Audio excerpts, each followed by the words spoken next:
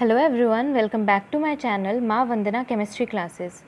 Last हमारा part number 8 था। उसके अंदर हमने सिर्फ और सिर्फ ऑक्सीजन के बारे में डिस्कशन किया था और डाईऑक्सीजन के बारे में डिस्कस किया था और कुछ प्रॉपर्टीज़ या फिर यूँ कहें कुछ प्रिपरेशंस जो थी वो हमने डाईऑक्सीजन की जो है डिस्कस की थी। आज जो हम डिस्कस करने वाले हैं वो कुछ फर्दर इसके जो एलिमेंट्स हैं उनके कुछ कंपाउंड्स के बारे में डिस्कस करेंगे। जैसे कि कोई सल्फ़र का कोई ऑक्साइड होगा उनके बारे में डिस्कस करेंगे और उनकी प्रिपरेशन देखेंगे, उनकी प्रॉपर्टीज़ देखेंगे। ठीक है, पहले हम उससे पहले हम कुछ सिंपल ऑक्साइड्स देख लेते हैं कि जो भी ऑक्सीजन है किस तरीके से ऑक्साइड्स बनाता है, उसकी प्रॉपर्टीज़ किस तरीके से रहती है। ठीक है भाई, चलिए सबसे पहले हम देखते हैं कुछ सिंपल ऑक्साइड्स। सिंपल ऑक्साइड्स में हम ये देखेंगे कि जो ऑक्सीजन है अगर वो किस तरीके का ऑक्साइड बनाता है तो उनकी प्रॉपर्टीज़ क्या रहेंगी। सबसे पहले तो ये है कि बाइनरी कंपाउंड जो होता है ऑक्सीजन का वो क्या बनाता है, ऑक्साइड्स बनाते हैं। ठीक है, एज ऑलरेडी स्टेटेड कि भाई ऑक्सीजन रिएक्ट करता है मोस्ट ऑफ द एलिमेंट्स के साथ। हमें पता है कि ऑब्वियसली ऑक्सीजन जो है अपनी प्रॉपर्टीज़ की वजह से क्या होता है, बहुत से एलिमेंट जो है पीरियोडिक टेबल के उनके साथ में जो है रिएक्शन शो करता है, उनके साथ में रिएक्ट करता है और अपनी कुछ डिफरेंट प्रोडक्ट्स बनाता है। ठीक है भाई, तो अब हम क्या देखेंगे कि कुछ केसेस जो होते हैं जैसे कुछ सिंपल ऑक्साइड्स हो गए, कुछ एसिडिक ऑक्साइड्स हो गए, तो वो किस तरीके से बनते हैं या फिर कौन कौन से बनते हैं। ठीक है, हमें पता है कि ऑक्साइड जो होते हैं नेचर और प्रॉपर्टीज़ में क्या है, वेरी करेंगे। ऑब्वियसली हर एक ऑक्साइड जो बनेंगे वो सिमिलर नहीं होते हैं प्रॉपर्टीज़ के अंदर भी और ना ही सिमिलर होते हैं नेचर वाइज। ठीक है, जो सिंपल ऑक्साइड्स बनते हैं जैसे फॉर एग्जाम्पल हम ले लेते हैं मैग्नीशियम ऑक्साइड या फिर एल्यूमिनियम ट्राईऑक्साइड। ठीक है, Al2O3 अगर हम ले लेते हैं। ठीक है, या फिर हम कुछ ले लेते हैं मिक्स्ड ऑक्साइड। मिक्स ऑक्साइड के अंदर क्या है, Pb3O4 के ले लिए हमने या फिर क्या है फेरिक ऑक्साइड ले लिया है हमने। ठीक है, इसमें क्या होता है कुछ सिंपल ऑक्साइड्स को हम क्लासीफाई करते हैं बेसिक, एसिडिक और न्यूट्रल। ठीक है, इस कंडीशंस के अंदर हम उन्हें क्या है डिवाइड करते हैं। हमें ऑब्वियसली पता है कि इनको क्यों हम डिवाइड करते हैं बेसिक, एसिडिक और न्यूट्रल की फॉर्म में। देखिए सबसे पहले हम एसिडिक का समझ लेते हैं और फिर बेसिक का समझेंगे। ठीक है, एसिडिक के अंदर क्या होता है, अगर कोई भी हम कह सकते हैं एसिड वाटर के साथ में रिएक्ट करता है। ठीक है, कोई भी एसिड वाटर के साथ में कंबाइन करता है या फिर कोई भी ऑक्साइड वाटर के साथ में कंबाइन करता है और उसका जो प्रोडक्ट बनता है वो एक एसिड होता है, तो ऐसे जो ऑक्साइड्स होते हैं उनको कहा जाता है एसिडिक ऑक्साइड। बिल्कुल उसी तरीके से कोई भी ऑक्साइड जब क्या करता है वाटर के साथ रिएक्ट करता है, वाटर के साथ मिक्स करता है और उसके बाद में कोई एक बेसिक कंपाउंड बनाते हैं, बेसिक ऑक्साइड बनाते हैं, तो वो हो गए हमारे बेसिक सिंपल ऑक्साइड्स। ठीक है, इसके अंदर कोई भी डिफरेंस, कोई भी बहुत ज़्यादा डीप वाली बात नहीं है। न्यूट्रल के अंदर क्या होगा, कोई भी न्यूट्रल हमारे पास में ऑक्साइड बनेगा वो न्यूट्रल ऑक्साइड कहलाएगा, किसका, ऑक्सीजन का। ठीक है भाई, अब देखिए इसके अंदर क्या है, हम एग्जाम्पल ले लेते हैं एसिडिक ऑक्साइड का। फॉर एग्जाम्पल हमने सल्फर डाइऑक्साइड ले लिया, उसने वाटर के साथ रिएक्ट किया तो सल्फर ट्राईऑक्साइड बन गया, सल्फ्यूरिक एसिड बन गया। ठीक है, H2SO3 बन गया है हमारे पास में। तो ये जो है H2SO3 जो है हमारे पास में, ये क्या हुआ, जब एक नॉर्मल ऑक्साइड कंबाइन हुआ किसके साथ में, वाटर के साथ में, तो यहाँ पे क्या बना, एक एसिड बन गया। तो एसिड जितने भी ऑक्साइड्स होते हैं उनको कहा जाता है एसिडिक ऑक्साइड्स। ठीक है, इसके अंदर हम और भी एग्जाम्पल ले सकते हैं जैसे कि N2O5 हो गया हमारे पास में, Cl2O7 हो गया हमारे पास में और बहुत से एग्जाम्पल। ठीक है, एक जनरल रूल ये है कि नॉन मेटल्स के जो ऑक्साइड्स होते हैं वो एसिडिक होते हैं, यानी नॉन मेटल्स के जितने भी ऑक्साइड्स बनते हैं वो सब क्या होते हैं, नॉन मेटल के ऑक्साइड्स सब क्या होते हैं, एसिडिक होते हैं। ठीक है, बट जो ऑक्साइड्स मेटल के होते हैं वो हाई ऑक्सीडेशन वाले होते हैं और उनमें क्या है, एसिडिक कैरेक्टर भी हो सकते हैं और उनमें बेसिक कैरेक्टर भी हो सकते हैं। ठीक है, फॉर एग्जाम्पल Mn2O7 ले लिया हमने, Cr2O3 ले लिया हमने। ये जो एग्जाम्पल्स हैं इसमें क्या होगा कि मेटल जो है, मेटल के जो भी ऑक्साइड्स बन रहे हैं उनकी हाई ऑक्सीडेशन स्टेट के अंदर वो एसिडिक कैरेक्टर शो करेंगे। ये चीज़ हम पीछे भी डिस्कस कर चुके हैं और जो लास्ट वीडियो है हमारी उसके अंदर मैंने बताया था आप लोगों को। ठीक है भाई, अब चलिए ऑक्साइड्स जो बेस होंगे, यानी कि जो बेस के साथ वाटर के साथ रिएक्ट करेंगे और बेस बनाएंगे वो बेसिक ऑक्साइड होंगे। फॉर एग्जांपल हमने बेसिक ऑक्साइड्स में हम मोस्ट कॉमनली जो यूज़ करते हैं कैल्शियम ऑक्साइड हो गया, बेरियम ऑक्साइड हो गया। इसके अंदर भी अगर हम चाहें तो हम एक एग्जाम्पल ले सकते हैं जो कि हमारा कैल्शियम ऑक्साइड का, उसको जैसे ही वाटर के साथ में रिएक्ट करवाया तो हमारे पास में बन गया कैल्शियम हाइड्रोक्साइड, और ये कैल्शियम हाइड्रोक्साइड क्या हो गया, एक तरीके का बेसिक ऑक्साइड हो गया। ठीक है, तो इसमें हमें बहुत ज़्यादा डिस्कस करने वाला कुछ भी नहीं है।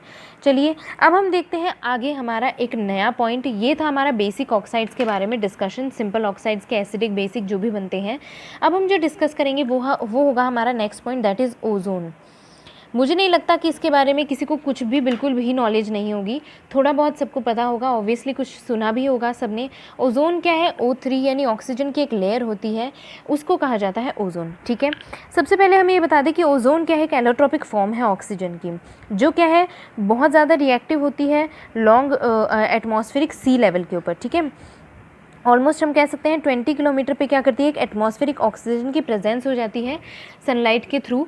ठीक है, उसमें क्या होता है, ओजोन लेयर क्या करती है, प्रोटेक्ट करती है हमारे अर्थ सरफेस को from excessive concentration of UV radiation, यानी बहुत ज़्यादा अल्ट्रावायलेट रेडिएशंस जब होने लगती हैं तो ये O3 की जो लेयर होती है, ओजोन की जो लेयर होती है हमारे एटमॉस्फेयर के अराउंड बनी हुई होती है, ये हमें क्या करती है, सनलाइट की यूवी रेडिएशन से, ऑब्वियसली अल्ट्रावायलेट रेडिएशन जो होती है वो बहुत ज़्यादा हार्मफुल होती हैं। अगर हमारे एटमॉस्फेयर के अराउंड ये ओजोन की लेयर नहीं हो तो वो डायरेक्ट सनलाइट से जो अल्ट्रावायलेट रेडिएशंस निकलेंगी वो हम तक पहुंचेंगी और हमारी स्किन को काफ़ी ज़्यादा डैमेज हो सकता है, और हमें जो है स्किन डिजीज़ेज़ हो सकती हैं, जैसे स्किन कैंसर वगैरह हो गया, इस तरीके की डिजीज़ेज़ हमें हो सकती हैं। तो O3 ओजोन लेयर जो है ये हमारी बॉडी को, हम जो भी ह्यूमन बींग्स हैं, जो भी एनिमल्स हैं, जो भी प्लांट्स हैं, उन सबको जो है बहुत हार्मफुल रेडिएशन से प्रोटेक्ट करती हैं। ठीक है, अब हम देखते हैं कि इसकी प्रिपरेशन किस तरीके से होती है, यानी कि जो ओजोन है ये प्रिपेयर किस तरीके से किया जाता है। ठीक है, इसकी प्रिपरेशन जो है वैसे तो हम कह सकते हैं कि नॉर्मली हम नॉर्मल टेम्परेचर के अंदर या फिर नॉर्मल कंडीशन में नहीं करवा सकते, इसके लिए कुछ स्पेसिफिक टेम्परेचर और स्पेसिफिक कंडीशंस ही चाहिए होती हैं, उसी में इसकी फॉर्मेशन होती है। ठीक है, slow dry steam of oxygen को पास करवाया जाता है साइलेंट इलेक्ट्रिकल डिस्चार्ज से, जिसमें क्या होता है, कन्वर्जन होता है ओजोन का, ऑक्सीजन का ओजोन में ओनली 10%। ठीक है, ओनली 10% कन्वर्जन होता है, और इसको 100% करवाने के लिए ऑब्वियसली उतना ही ज़्यादा इलेक्ट्रिक डिस्चार्ज रिक्वायर्ड होता है। जैसे कि हम कहें ऑक्सीजन है, ठीक है, O2 है हमारे पास में, डाई ऑक्सीजन जो हमने ले लिया है, इसमें क्या किया गया है, साइलेंट इलेक्ट्रिकल डिस्चार्ज इसको प्रोवाइड करवाया गया है, जिससे इसमें बन गया है O3, जो कि सिर्फ और सिर्फ इस ऑक्सीजन का 10% ही बनता है। तो आप सोच सकते हैं कि जब हमने कितनी सारी ऑक्सीजन ली हो उसके बाद में उसका सिर्फ और सिर्फ 10% बन रहा है, तो यानी कितना ज़्यादा कम अमाउंट में बन रहा है। ठीक है, अब हम इस इक्वेशन को बैलेंस कर लेते हैं। यहाँ पे 3 है, यहाँ 2 आ जाएगा और यहाँ 3 आ जाएगा। ठीक है भाई, बहुत नॉर्मल है।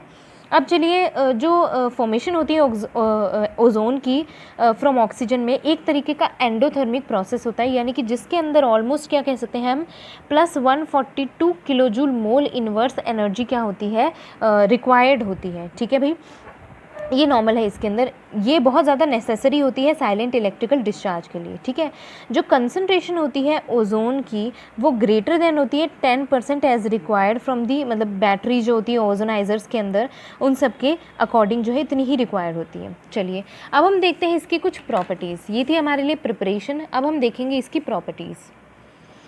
प्रॉपर्टीज़ में हमें ये जानना है कि किस तरीके से इसका यूज़ किया जाता है, या फिर कह सकते हैं कि क्या मेनली इसका पर्पस होता है। ये एक तरीके की क्या होती है, प्योर पेल ब्लू गैस होती है, पेल ब्लू गैस होती है ये। ठीक है, लाइटिश ब्लूइश इन कलर, और डार्क ब्लू लिक्विड की तरह के भी तरीके से भी होती है कई बार, और कई बार वॉयलेट ब्लैक सॉलिड भी होती है। ठीक है, ओजोन की कैरेक्टरिस्टिक स्मेल होती है, स्मॉल कंसनट्रेशन जो होती है इसकी काफ़ी ज़्यादा हार्मफुल होती है, और ओजोन क्या होती है, थर्मोडायनेमिकली अनस्टेबल होती है with respect to oxygen, because जब डिकम्पोजिशन होता है, because it's decomposition into oxygen liberates lot of energy, lot of heat and increase in entropy. Entropy और हीट दोनों के अंदर क्या हो जाता है, इंक्रीज हो जाता है। ये जो दो इफेक्ट होते हैं ये इसे क्या करते हैं, नेगेटिव गिब्स एनर्जी के कन्वर्जन के अंदर क्या होते हैं, रिक्वायर्ड होते हैं। फिर यूँ कहें कि बहुत ज़्यादा नेगेटिव फॉर्म के अंदर इसकी गिब्स फ्री एनर्जी होती है, जो कि ओजोन को डेंजरसली एक्सप्लोजिव बनाती है। ठीक है भाई, ओजोन का अगर हम स्ट्रक्चर देखें तो नॉर्मली 2 फॉर्म्स के अंदर, 2 रेजोनेटिंग स्ट्रक्चर्स के अंदर हम इसको रिप्रेजेंट कर सकते हैं।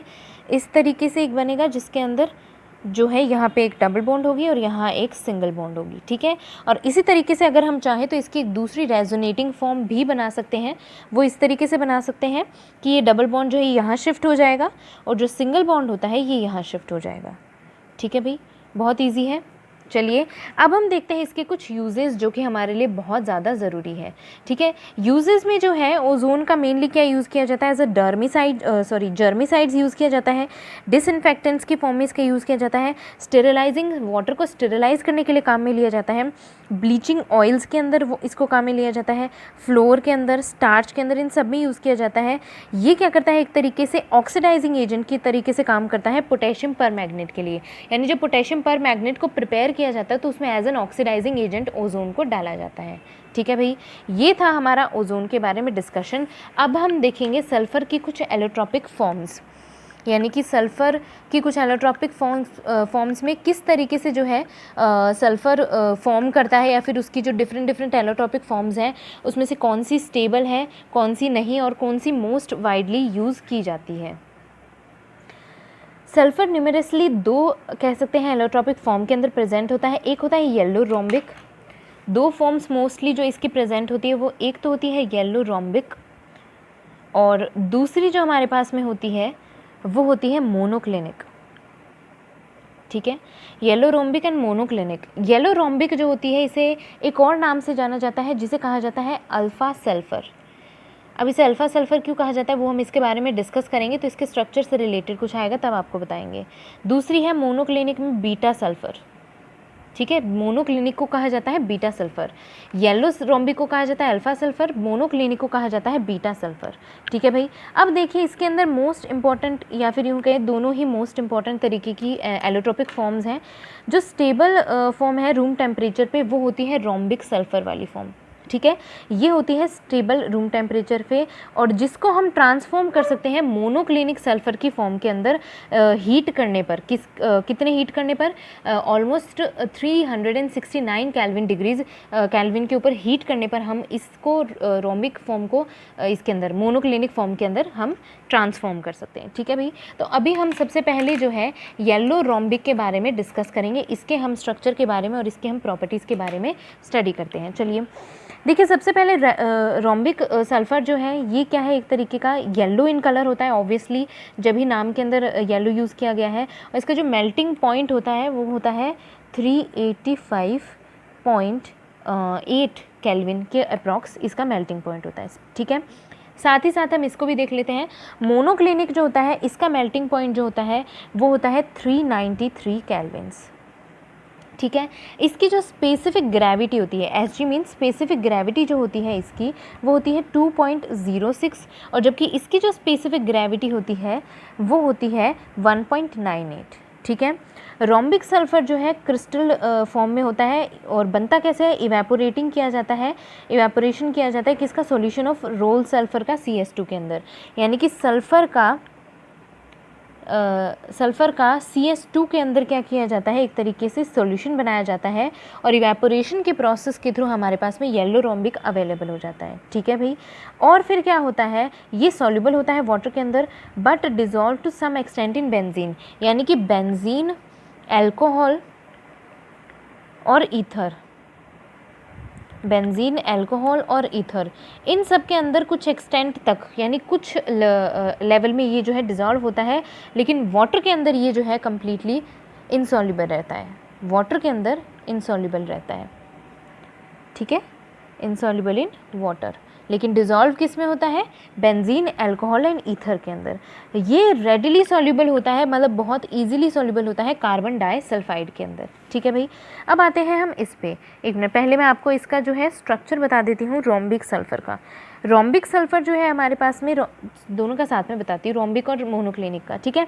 मोनोक्लिनिक जो है इसका मेल्टिंग पॉइंट मैंने आपको बता दिया, स्पेसिफिक ग्रेविटी बता दी। ये कैसे बनता है, ये फॉर्म ऑफ सल्फ़र को मेल्ट किया जाता है। रोम्बिक सल्फ़र की एक डिश, मतलब हम कह सकते हैं कि एक डिश होती है, डिश के अंदर रोम्बिक सल्फ़र को लिया जाता है, ये वाला जो सल्फ़र होता है इसको लिया जाता है, उसे मेल्ट किया जाता है, फिर कूल किया जाता है, तब तक किया जाता है तब जब तक इसके क्या है क्रस्ट या फिर कहें कि क्रिस्टल्स जो है फॉर्म नहीं हो जाए। 2 होल्स बनने लग जाते हैं इनके क्रस्ट के बीच के अंदर, ठीक है भाई। और ये जो है ईजिली कन्वर्ट हो जाता है रोम्बिक सल्फर से मोनोक्लिनिक सल्फर के अंदर, ठीक है। बोथ रोम्बिक और मोनोक्लिनिक सल्फर के अंदर S8 मॉलिक्यूल्स प्रेजेंट होते हैं, ठीक है भाई, S8 मॉलिक्यूल्स प्रेजेंट होते हैं। ये जो S8 मॉलिक्यूल्स प्रेजेंट होते हैं ये बहुत ज़्यादा डिफरेंट क्रिस्टल स्ट्रक्चर के अंदर प्रेजेंट होते हैं और दोनों की क्या कह सकते हैं, हम एक तरीके से पकड़ शेप या फिर कह सकते हैं क्राउन लाइक शेप इनकी प्रेजेंट होती है, ठीक है। अब इनकी जो स्ट्रक्चर होती है वो मैं आपको बता देती हूँ। क्राउन और पकड़ दोनों तरीके की स्ट्रक्चर जो होती है वो किस तरीके से होती है। देखो क्राउन की स्ट्रक्चर ऑब्वियसली इस तरीके से होती है। एक क्राउन आपने देखा होगा, वो किस तरीके से होता है, इस तरीके से होता है। ये हो गया यहाँ इस तरीके से और ये यहाँ पे बॉन्ड इस तरीके से बन जाएगी। ये एक सल्फ़र यहाँ 2 3 4 5 6 7 और 8 ये सब के सब सल्फ़र हो गए, ठीक है। अब एक पकड़ जो स्ट्रक्चर होती है वो ऑलमोस्ट एक चेयर लाइक स्ट्रक्चर होती है, ठीक है। इस तरीके की बोट और चेयर स्ट्रक्चर दो देखते हैं हम, उसमें इस तरीके की स्ट्रक्चर जो होती है ये होती है पकड़ लाइक स्ट्रक्चर। तो 1 2 3 4 5 6 इसके अंदर जो है S6 मॉलिक्यूल्स होते हैं, यानी ये S6 फॉर्म होती है और ये जो है क्राउन लाइक स्ट्रक्चर जो होती है वो S8 कह सकते हैं सल्फ़र मॉलिक्यूल्स के लिए होती है, ठीक है भाई। अब इसमें हम बॉन्ड एंगल वगैरह देख लेते हैं कुछ। ये जो इनके बीच में जो सल्फ़र का जो बॉन्ड प्रेजेंट होता है, इनकी बॉन्ड लेंथ जो होती है वो होती है 204 पिकोमीटर, ठीक है भाई। बीच का जो एंगल होता है वो होता है 107 डिग्रीज़। इसके अंदर क्या होता है, इनकी जो एंगल होता है वो होता है 102 डिग्रीज़ होता है और इसमें जो होता है वो होता है 205 या 8.7 पिकोमीटर के अप्रॉक्स होता है, ठीक है भाई। बहुत इजी है ये और नॉर्मल डिस्कशन है, कोई ज़्यादा इसमें प्रॉब्लम वाली बात नहीं है। अब हम देखते हैं कि इनकी फॉर्मेशन किस तरीके से होती है और फॉर्मेशन इन द सेंस कि किस तरीके से बनते हैं। जैसे कि मैंने बता दिया आपको, एक बार फिर से डिस्कस कर लेते हैं। ये किस तरीके से बनता है, इसको सल्फ़र को कार्बन डाइसल्फाइड के साथ मिक्स किया जाता है और हल्का सा हीट करने पर इसके क्रिस्टल्स बनने तक का इसका वेट किया जाता है। मोनोक्लिनिक को क्या किया जाता है, रोम्बिक सल्फ़र को क्या किया जाता है, एक डिश में क्या किया जाता है, कूल किया जाता है, मेल्ट किया जाता है, कूल किया जाता है जब तक इसके क्रस्ट की फॉर्मेशन ना हो जाए, ठीक है भाई। ये है हमारे कुछ एलोट्रोपिक फॉर्म्स सल्फ़र की। अब हम डिस्कस करते हैं सल्फ़र डाइऑक्साइड के बारे में, कुछ ऑक्सा एसिड्स और कुछ सल्फ्यूरिक एसिड के बारे में। सबसे पहले जैसे हमने ऑक्सीजन के बारे में देखा था, डाइऑक्सीजन का डिस्कशन हमने किया था, इसमें हम जो डिस्कस करेंगे वो भी हम डिस्कस करेंगे सल्फ़र डाइऑक्साइड का, ठीक है भाई। सल्फ़र डाइऑक्साइड की हम प्रिपरेशन, प्रॉपर्टीज़ और कह सकते हैं कि उनकी यूजेस क्या होते हैं उसके बारे में डिस्कस करेंगे। चलिए भाई, सबसे पहले सल्फ़र डाइऑक्साइड क्या है, फॉर्म कैसे होगा, इसकी प्रिपरेशन क्या होगी, मेन प्रोसेस तो यही रहता है। देखिए सल्फ़र डाइऑक्साइड को हम बहुत से प्रोसेसेस में, बहुत सी रिएक्शंस के अंदर भी यूज़ करते हैं, तो हमें पता रहना चाहिए कि किस तरीके से इसकी फॉर्मेशन भी होती है, ठीक है। सल्फर डाइऑक्साइड को नॉर्मली क्या किया जाता है, लिटिल 6 to 8% जो होता है सल्फर डाइऑक्साइड को सल्फ़र बर्न किया जाता है एयर की प्रेजेंस में, यानी कि ये हो गया हमारे पास में सल्फ़र, इसको क्या किया जाता है ऑक्सीजन की प्रेजेंस में बर्न किया जाता है, हमारे पास में बन जाता है सल्फ़र डाइऑक्साइड, जो कि एक तरीके की क्या होती है, गैस होती है, ठीक है। नेक्स्ट क्या, इसको लेबोरेटरी के अंदर प्रिपेयर किया जाता है, लेबोरेटरी में इसको रेडिली क्या किया जाता है, जनरेट किया जाता है by treating a sulphide with dilute sulphuric acid, ठीक है।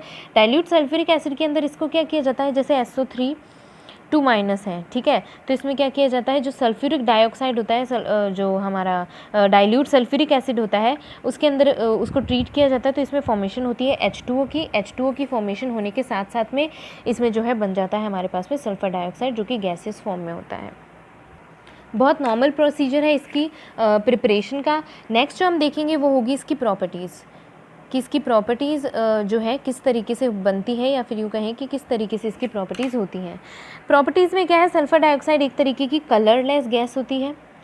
कलरलेस गैस के साथ साथ में जो है ये बहुत ज़्यादा पंजेंट स्मेल देती है, बहुत ज़्यादा तीखी स्मेल होती है, पंजेंट स्मेल होती है, और साथ ही साथ में क्या होता है, हाईली सॉल्यूबल इन वाटर, ठीक है, वाटर में सॉल्यूबल होती है। नेक्स्ट जो है रूम टेम्परेचर पे लिक्विफाई हो जाती है अंडर प्रेशर ऑफ 2 एटमॉस्फेयर और बॉयल हो जाती है। बॉइलिंग पॉइंट, यानी इसका बॉइलिंग पॉइंट जो होगा वो होगा 263 केल्विन। ठीक है भाई। सल्फ़र डाइऑक्साइड को जब पास करवाया जाता है वाटर से तो एक फॉर्मेशन बनाता है जिसको कहा जाता है सल्फ्यूरस एसिड, यानी सल्फ़र डाइऑक्साइड प्लस वाटर के साथ में जब इसको रिएक्ट किया जाता है तो बनाता है सल्फ्यूरस एसिड, जो हम पीछे देख चुके हैं अभी। ठीक है, H2SO3 हमने देखा था अभी पीछे जो बना था। ये हो गई इसकी प्रॉपर्टीज़। ठीक है भाई। इसका स्ट्रक्चर जो है नॉर्मली SO2 का जो स्ट्रक्चर बनता है वो ओजोन की जो हम स्ट्रक्चर बनाई थी बिल्कुल ऑलमोस्ट उसी से तरीके से बनता है। रेजोनेटिंग स्ट्रक्चर बनती है इसकी, वो भी 2 रेजोनेटिंग स्ट्रक्चर्स बनती हैं इस तरीके से, और ये यहाँ पे इस तरीके से। अगर हम चाहें तो इसकी एक और स्ट्रक्चर रेजोनेटिंग बना सकते हैं, वो है ये। दो लोन पेयर इसके ऊपर यहाँ होंगे, एक जो है सिंगल बॉन्ड यहाँ आ जाएगा और 6 इलेक्ट्रॉन जो है यहाँ आ जाएंगे। ठीक है भाई, ये हो गई इसकी प्रॉपर्टीज़। अब हम देखते हैं कि इसके यूजेस क्या रहते हैं जो कि हमारे लिए बहुत ज़्यादा ज़रूरी हैं। ठीक है भाई, इसके यूजेस क्या क्या होते हैं। सबसे पहले refining of petrol and sugar के अंदर काम में लिया जाता है। Bleaching of wool and skill के अंदर काम में लिया जाता है। सिल्क के अंदर काम में लिया जाता है। एंटी क्लोर या फिर डिसइंफेक्टेंट या प्रिजर्वेटिव की फॉर्म में यूज़ किया जाता है। सल्फ्यूरिक एसिड और सोडियम हाइड्रोजन सल्फाइड और कैल्शियम हाइड्रोजन सल्फाइड, ठीक है, इनको मैन्युफैक्चर किया जाता है सल्फर डाइऑक्साइड से। लिक्विड SO2 जो होता है उसको यूज़ किया जाता है as a solvent to dissolve lots and lots of organic and inorganic chemical. ये बहुत इंपॉर्टेंट है, यानी कि जो लिक्विड SO2 होता है उसको डिजॉल्व किया जाता है या उसको यूज़ किया जाता है डिजॉल्व करने के लिए बहुत से ऑर्गेनिक एंड इनऑर्गेनिक केमिकल्स। ठीक है भाई, बहुत ईजी है। अब हम लास्ट जो डिस्कस करेंगे इस ग्रुप का, ग्रुप नंबर कौन सा डिस्कस कर रहे हैं हम भाई? बिल्कुल, ग्रुप नंबर 16 डिस्कस कर रहे हैं। इसका जो लास्ट हम पॉइंट देखेंगे वो है हमारे ऑक्सा एसिड्स ऑफ सल्फर, जो कि बहुत इंपॉर्टेंट है, जिनकी स्ट्रक्चर से रिलेटेड मोस्टली क्वेश्चन आता है कि इनकी स्ट्रक्चर जो है वो एक्सप्लेन करिए या स्ट्रक्चर बताइए ये सही है या नहीं। सल्फ़र के अंदर बहुत से ऑक्सा एसिड्स बनते हैं, बहुत सारे ऑक्सा एसिड्स प्रेजेंट होते हैं सल्फ़र के अंदर, जो कि बहुत ज़्यादा इंपॉर्टेंट भी होते हैं इंडस्ट्रियल पर्पसेस से भी, और हम कह सकते हैं कि नॉर्मल रिएक्शंस के लिए भी बहुत ज़्यादा यूज़फुल होते हैं। सबसे पहले हम देखेंगे सल्फ्यूरस एसिड, जो कि है H2SO3। इसकी जो स्ट्रक्चर बनती है वो बहुत नॉर्मल होती है और बहुत ईजी भी होती है। देखिए इस तरीके से होती है कि सल्फ़र है, सल्फ़र पे एक लोन पेयर प्रेजेंट होता है यहाँ पे, ठीक है, और इसमें जो ऑक्सीजन कंबाइन होता है एक डबल बॉन्ड से, एक इसके अंदर जो है 2 इसके अंदर OH ग्रुप्स प्रेजेंट होते हैं। ठीक है भाई, ये हो गया हमारा सल्फ्यूरस एसिड। नेक्स्ट हम देखेंगे sulphuric acid, that is H2SO4। इसे कहा जाता है सल्फ्यूरिक एसिड। सल्फ्यूरिक एसिड जो होता है इसमें क्या होता है, लोन पेयर प्रेजेंट नहीं होता है बिकॉज इसमें एक और ऑक्सीजन जुड़ गया है, तो वो काम में ले लिया जाता है। यहाँ डबल बॉन्ड O आ गया, यहाँ डबल बॉन्ड O, और यहाँ पे जो है 2 OH ग्रुप यहाँ पे इस तरीके से प्रेजेंट होते हैं। ठीक है, नेक्स्ट जो है हमारा नेमिंग जो है उसकी वो है पर ऑक्साइड सल्फ्यूरिक एसिड। ठीक है, पर ऑक्साइड सल्फ्यूरिक एसिड, और जो कि है हमारा, एक मिनट, जो कि है दैट इज़ H2S2O8। ठीक है, ये इसकी नेमिंग क्या है, इसकी नेमिंग है पर ऑक्सो डाई सल्फ्यूरिक एसिड, पर ऑक्सो डाई सल्फ्यूरिक एसिड। ठीक है भाई, इसका जो स्ट्रक्चर होगा ऑब्वियसली 2 सल्फ़र के, यहाँ पे 2 सल्फ़र के एटम्स लेंगे, यहाँ 2 आ गए हैं और डबल बॉन्ड O से जुड़ गए हैं। इसमें क्या होता है, 2 ऑक्सीजन के बीच में एक तरीके की लिंकेज बनती है यहाँ पे, फिर आगे यहाँ पे डबल बॉन्ड O और फिर यहाँ पे डबल बॉन्ड O और फिर सेम स्ट्रक्चर OH यहाँ पे और OH यहाँ पे, बहुत नॉर्मल है। ठीक है भाई, अब हम देखेंगे पायरो सल्फ्यूरिक एसिड, जिसे ओलियम भी कहा जाता है। पायरो सल्फ्यूरिक एसिड, जिसे नॉर्मली कॉमन नेम के अंदर ओलियम से भी जो है रिप्रेजेंट किया जाता है, और इसका जो कह सकते हैं फॉर्मूला होता है वो होता है H2S2O7, यानी कि इसमें तो क्या थे, H2S2O3 था, इसमें आ जाता है H2S2O7। ठीक है, अब इसमें हम देखते हैं किस तरीके से ज्वाइन होगा। ऑब्वियसली 2 हमारे पास में सल्फ़र है तो 2 सल्फ़र इस तरीके से ज्वाइन होंगे। जब पीछे वाले ग्रुप सॉरी एक सेकेंड, यहाँ पे H2S2O3 नहीं है, ये H2S2O8 है। ठीक है, H2S2O8, पीछे वाले के अंदर 2 ऑक्सीजन मॉलिक्यूल्स जो थे उनके बीच में कंबाइन हो रहा था, लेकिन इसमें क्या होगा, एक ही ऑक्सीजन के थ्रू दोनों के दोनों सल्फ़र जो है कंबाइन होंगे। यहाँ पे डबल बॉन्ड O आ जाएगा, यहाँ पे भी डबल बॉन्ड O आ जाएगा। ठीक है, यहाँ पे आ जाएगा OH और यहाँ पे भी आ जाएगा OH, और ये बन गया हमारा ओलियम का स्ट्रक्चर। ठीक है भाई, बहुत इजी है, बहुत स्पेसिफिक है और मोस्टली जो है इनकी स्ट्रक्चर से रिलेटेड क्वेश्चन ज़्यादा आते हैं, इनकी प्रॉपर्टीज से रिलेटेड क्वेश्चन उतने नहीं आते हैं जितने इनकी स्ट्रक्चर से रिलेटेड आते हैं। ये था हमारा ग्रुप नंबर 16 जो कि कंप्लीट हो गया है। नेक्स्ट वीडियो के अंदर हम डिस्कस करेंगे ग्रुप नंबर 17 के बारे में, उसकी प्रॉपर्टीज़ के बारे में, उसकी general electronic configuration, electronegativity, ionization, enthalpy सब, और फिर जो है हमारा ग्रुप नंबर 18 आ जाएगा, फिर पी ब्लॉक कंप्लीट हो जाएगा। आज के वीडियो में इतना ही। अगर आपको वीडियो पसंद आई है तो प्लीज़ इसे लाइक करिए, जितना हो सके फ्रेंड्स के साथ शेयर करिए। कमेंट बॉक्स में मुझे जो भी आपको प्रॉब्लम हो आप इजीली बता सकते हैं मुझे, हम डिस्कस कर लेंगे वहीं। और जिसने भी अब तक चैनल को सब्सक्राइब नहीं किया है प्लीज़ चैनल को सब्सक्राइब करिए और बेल आइकन को प्रेस करना मत भूलिए। मिलते हैं नेक्स्ट वीडियो के अंदर। Till then take care, bye bye.